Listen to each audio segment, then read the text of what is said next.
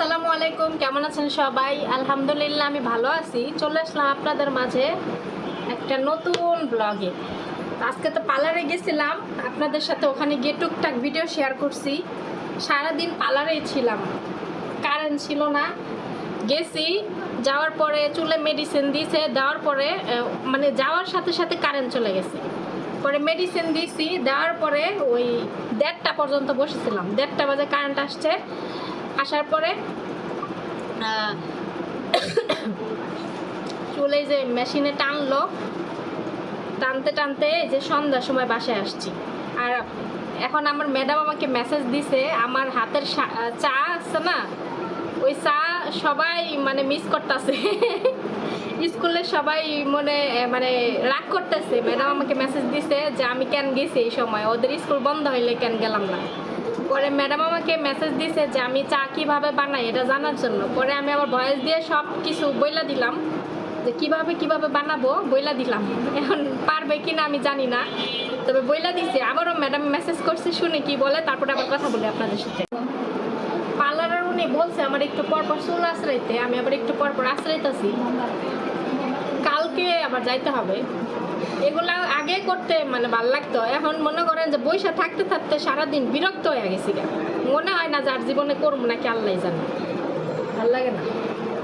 তো কেমন হয়েছে আপনারা জানাবেন। আর আমি তো এর আগে চুল কালার করে আসছিলাম, আর কালার করছি কেন, ওই যে আমার চুল পাকা এদিক দিয়ে, এর জন্য আমি কালার করছি।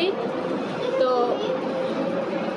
আজকে যাই আবার চুল আমি লেমনিংও করি নাই, ক্যারাটিনও করি নাই, আমি হচ্ছে করছি কি জানি বলে ওইটা, ক্যারাটিনের মতোই কি জানি নাম,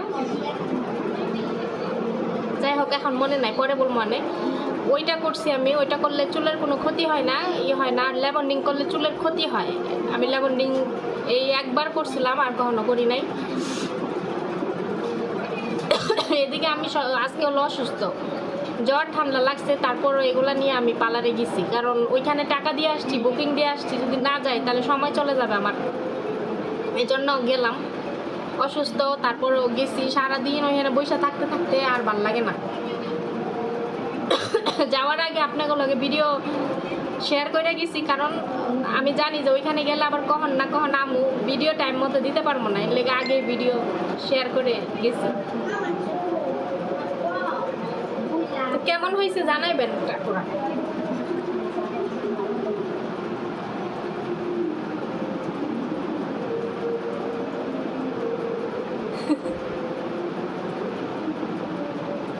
হয়তো অনেকে পছন্দ করতে পারেন, অনেকে পারেন না, কিন্তু কারো পছন্দ নিয়ে কেউ কোনো কথা বললেন না। যার যেটা ভালো লাগে সে সেটাই করুক।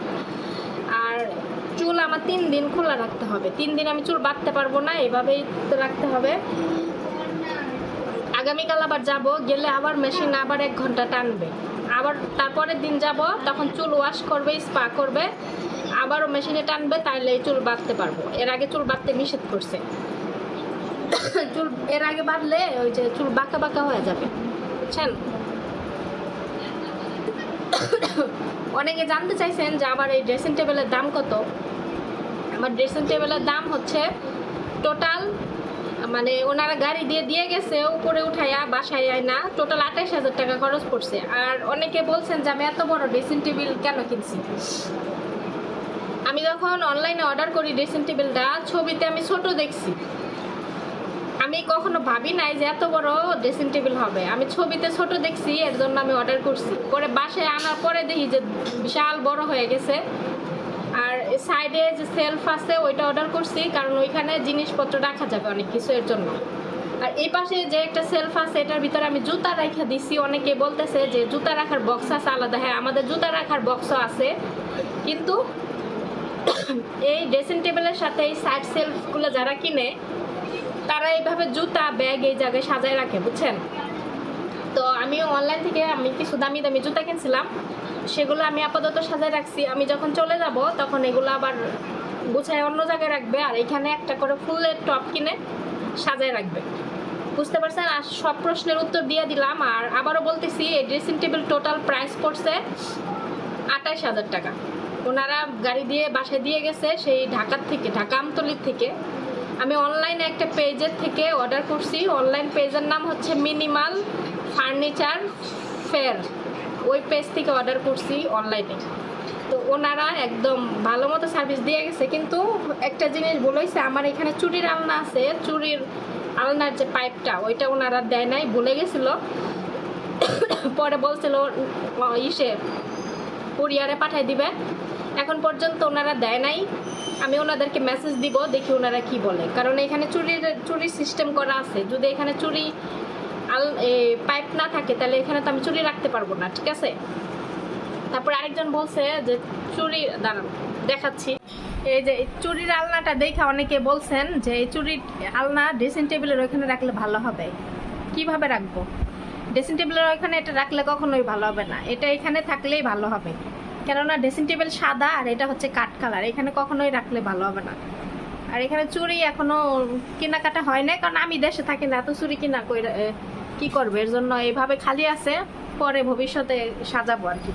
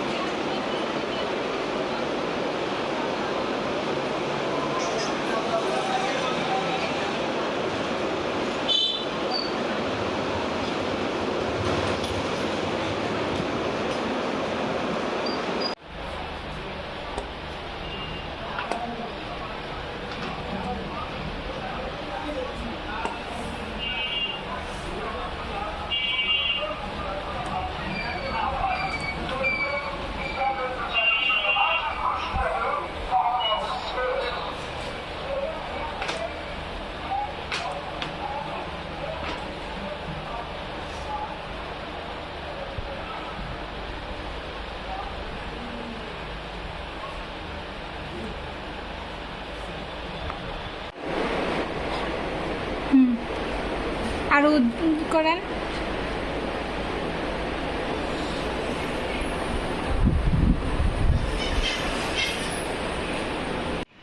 আজকে কি রান্না করছে আমি জানি না, আমি তো পার্লারে ছিলাম, বাসায় আসছি দেখি আজকে দুপুরে আমি খাবারও খাই নাই। আমার মা আমার জন্য খাবার নিয়ে গেছিল দোকান থেকে, কেক আর 7 আপ কিনে।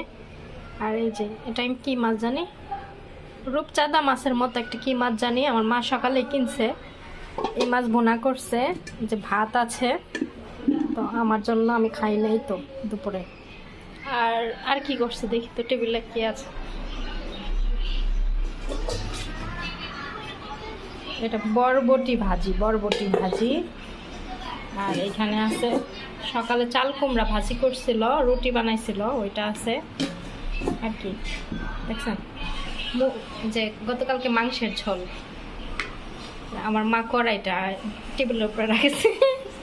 গ্লাসের টেবিল, এটা তো ঘষা লাগলে দাগ পড়ে যাবে না, যাই হোক রাখছে এইভাবে। আমি গুছাই দিছি, আবারও সব এইভাবে রাখছে। তো আমি খাওয়া দাওয়া করবো, ভাল লাগতেছে না খাইতে। এখন কয়টা বাজে জানেন? এখন বাজে রাত 1টা, এখন পর্যন্ত ঘুমাই নাই। বৈশা থাকতে থাকতে প্রতিদিন রাত 1টা বাজে, তারপরে ঘুমাই। ওই জায়গা থেকে যেটা চিন্তা করে আসি, বাংলাদেশে আসলে আর ওই জিনিসটা হয় না, বুঝছেন। রাত 1টার সময় ঘুমাই, আবার ভোর 5টার সময়টা বসে থাকি। এই হচ্ছে বাংলাদেশের ঘুম। তো যাই হোক, এখন ঘুমাও যাবো। ভাবলাম আপনাদের সাথে সারাদিন যা যা শেয়ার করছি, লাস্টে ঘুমের আগে একটু কথা বলে ঘুমায় যাই। আচ্ছা, অনেকে বলছেন যে একটা মানে আমাদের বাসায় গ্যাস থাকে না, এটা বলছেন যে একটা মানে বোতল গ্যাস আইনা দেওয়ার জন্য। এই বোতল গ্যাসের জন্য আমার মা অন্য বাসায় ভাড়া নেয় না, কারণ এগুলো ভয় পায়। অনেক সময় হচ্ছে বাসায় পুরুষ মানুষ নাই, দেখা যাচ্ছে গ্যাস লাগাইতে পারে না, আবার বোতল টানাটানি করতে হয়, তো এগুলো অনেক ঝামেলা। আবার অনেক সময় এই বোতল বাস্ট হয়েও একটা দুর্ঘটনা ঘটে যায়, এজন্য ওইসব ঝামেলায় আমার মা যাইতে চায় না। তাই এই এক চুলার সেই আমরা এই বাসাতেই থাকি। আর আমরা এই এলাকাতে থাকি, মনে করেন যে আমার জন্মই হয়েছে এখানে, ঠিক আছে, এইখানেই জন্ম হয়েছে, তো এই জন্য আমাদের এই জায়গা ছাড়া অন্য কোথাও ভালো লাগে না, আমরা অন্য কোথাও যাইও না। পরিচিত হয়ে গেছে সবাই, বাইরে বের হলেই সবাই পরিচিত, ঠিক আছে। তো অনেকে আবার বলছেন যে ইন্ডাকশন ওভেন আছে না, কারেন্টের চুলা, ওগুলা কিনে দিতে। ওগুলা কেনার জন্য গেছিলাম ওয়ালটন শোরুমে, তো দেখে আসছি। দেখি পরে আমার মাকে বললাম যে ওগুলা কিনা দেই, বলতেছে না লাগবে না, কেননা আমরা চলে গেলে 2 জন মানুষের রান্না বান্না ওই গ্যাসেই হয়ে যাবে, সমস্যা নাই। তো গ্যাসের সমস্যা এতদিন হয় নাই, ইদানিং হচ্ছে, কয়েকদিন যাবত হচ্ছে, ঠিক আছে। তো ঠিক আছে, সবাই ভালো থাকেন। আর আজকে সারাদিনের ব্লগটা কেমন লাগলো কমেন্ট করবেন, আর ভালো লাগলে লাইক কমেন্ট শেয়ার করবেন, আর চ্যানেলটা সাবস্ক্রাইব করে দিবেন। সবাইকে আল্লাহ হাফেজ, গুড নাইট, দেখা হবে আগামীকাল আবার সকালে। আমার ভাই ঢাকা থেকে মার্কেট করে নিয়ে আসছে, দেখি কি কেন যাস।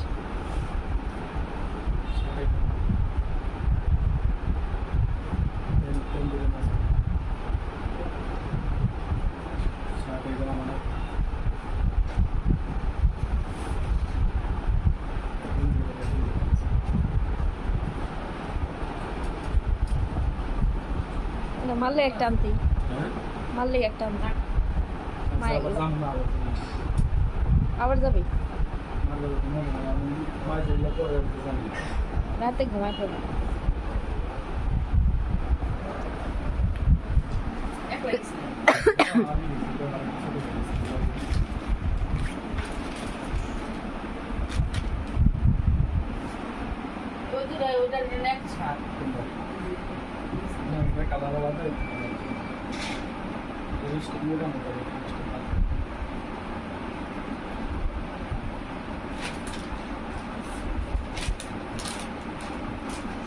Pen dikte sih, dia nanti yang begini ya.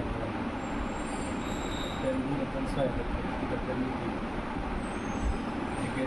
Colour গুলো স্ট্যান্ডার্ড, অনেক স্ট্যান্ডার্ড কালার সব।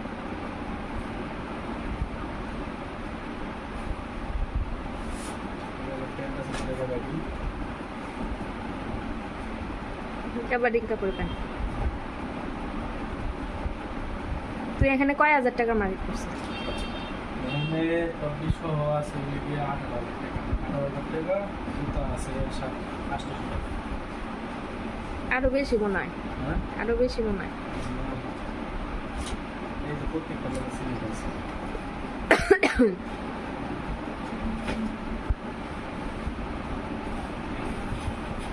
সব এক্সপোর্ট, এটা এক্সপোর্ট সারা জুতা দেখি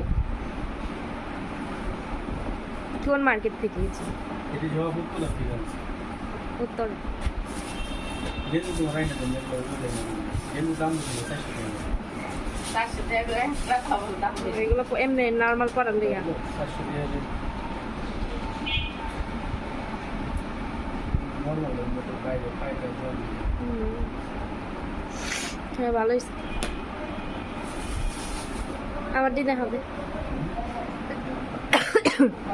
এগুলো আমার লম্বা বড় লম্বা কাইটা দেবো, লম্বায় বড় লম্বা বড় লম্বা কাইটা দেবো। এগুলো রাত্রে পুইরা বা এমনিতে এগুলো বেশিরভাগ বার্সেলের মেয়েরা আছে না, ওর এগুলো বেশি করে পকেট আছে সাইডে, ওই জায়গায় আপনি কাম করা হয়, হাতে কাপড় রেখে এরকম সাদা আর অন্য কালার খুঁজছিলাম, পাইলাম ভাই একটাই আছে।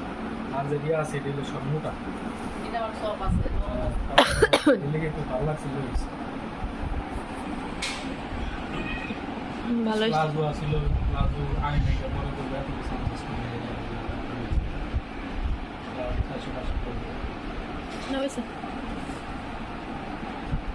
আবার ওই যে এক পদ্ধতি পায়জামা প্লাজো সবাই জিনিসগুলো আছে না,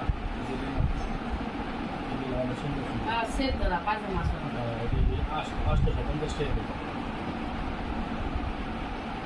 এই দিয়েও একদমই এক্সপোর্ট